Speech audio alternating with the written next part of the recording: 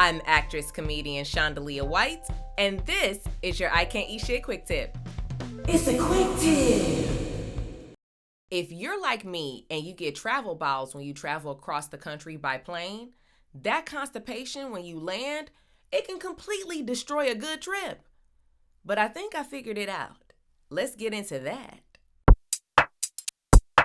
The first thing I did this time around when I traveled was made sure that I stayed hydrated, even starting on the plane. I know that seems like a no-brainer, but most of the time I fall asleep on the plane, so I'm not constantly drinking water. And I also don't want to pee.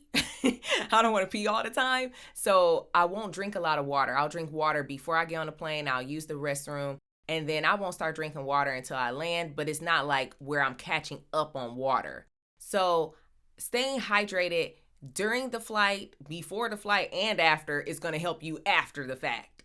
And this time around, I made sure I had a lot of coconut water because if you've been watching my podcast, you know for me to stay hydrated, I need something that has electrolytes in addition to just regular water. So even if I'm doing regular water, I want it to be spring water with electrolytes in it.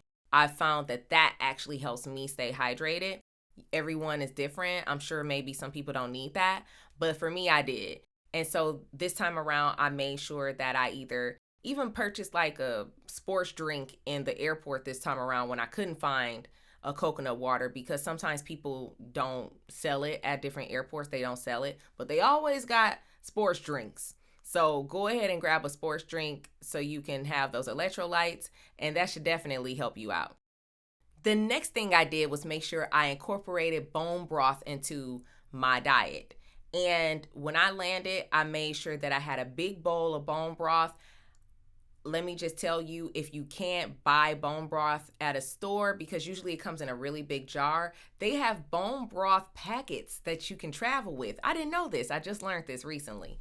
And I brought one. I finally found one that didn't have all the ingredients that I couldn't eat inside of it. So I did that and it worked. It definitely helped.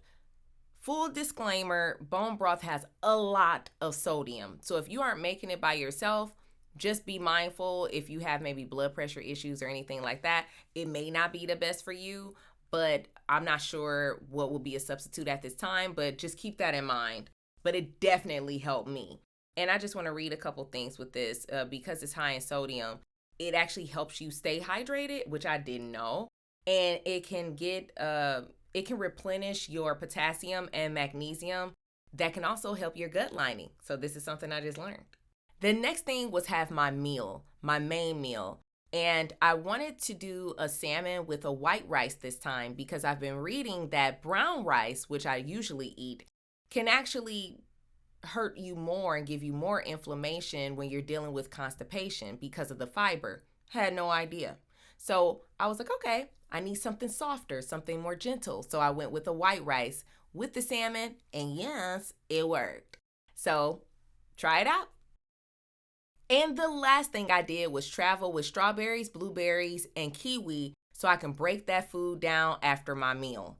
And I just want to read a few things about this because I learned that strawberries, of course, we know they're rich in fiber, water, and vitamin C and antioxidants. But I like to do that because they naturally help you break that food down. But also, blueberries contain a soluble fiber, which forms a gel-like substance that will aid in stool passage. I did not know this. Kiwi, of course, is high in fiber, but it also has a natural enzyme that aids in breaking down your food to really make sure we're going to push all this stuff out of that gut. This stuff is portable. I have it in a little container. I cut it up before I leave. So when I land, I have all of that. And it really worked this time. So I hope it'll work for you. Honestly, I really do. If it does, make sure you drop a comment down below. Let me know. And that has been your quick tip. She is on fire. All right, true or false? Would I feel comfortable eating at someone else's house? Yes or no? Well, having a thought about it, and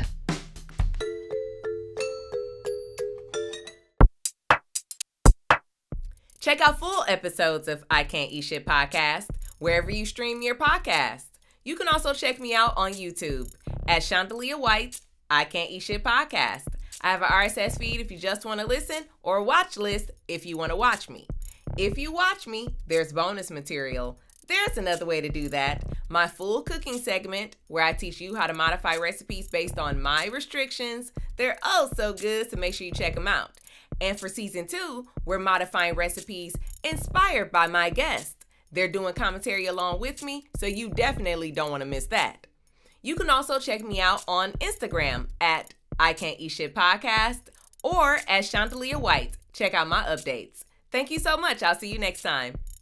I Can't Eat Shit. It's a quick tip. I Can't Eat Shit Podcast is not a replacement for a medical professional. If you need help, seek out a trained medical professional, nutritionist, or therapist to help you with your specific needs.